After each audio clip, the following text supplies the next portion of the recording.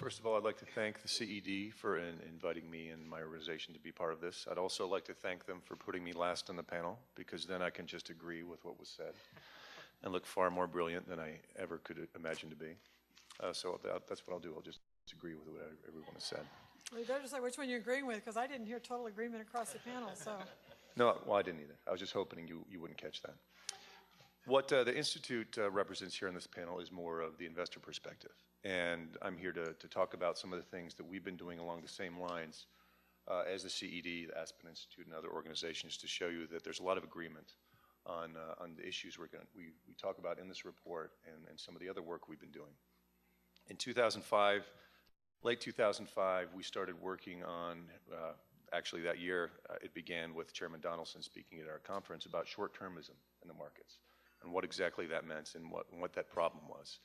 We were hearing it at corporate governance conferences, at ESG type events, at financial conferences, and we wondered what was behind this talk of short-termism. We gathered an expert panel, John Wilcox of which was one. Starting in 2005 and 2006, we talked to investors themselves who tended to, companies themselves who, not always, but tended to point the finger somewhat at evil hedge funds and investors. So then we met with these evil hedge funds and investors in our next meeting, and they pointed the finger right back. And then our third meeting, we met with institutional investors, and they pointed the finger at short-termism problems in the market. At both the first two groups, we knew we had a good paper on our hands. And some of the recommendations we ended up coming with, and leads to this paper here today, were issues of the earnings guidance game, and incentive issues and communications, things that have been talked about before by people on this panel. Leadership as well was another recommendation, and education for individual investors, but as well as asset managers and analysts and companies themselves. Because we found out that there was too much talking past each other, not enough communication about what analysts and asset managers, how they really value companies. And they don't focus as much on the short term as companies would think. And as the advocacy arm of the CFA Institute, we have the duty to educate our 100,000 members around the world.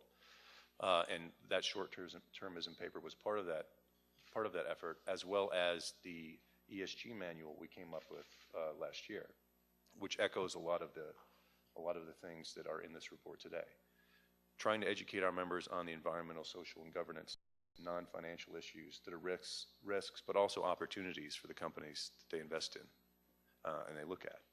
And a lot of the recommendations that are in this report you have before you today are things that we're trying to educate our members about: where to find this information, why to ask these questions, because if investors don't ask these questions about where is this information on the E and the S and the G of environmental, social, and governance issues, companies won't be forced to answer them. So it behooves our membership to be educated about these things and to bring up the issues that are in this paper as well.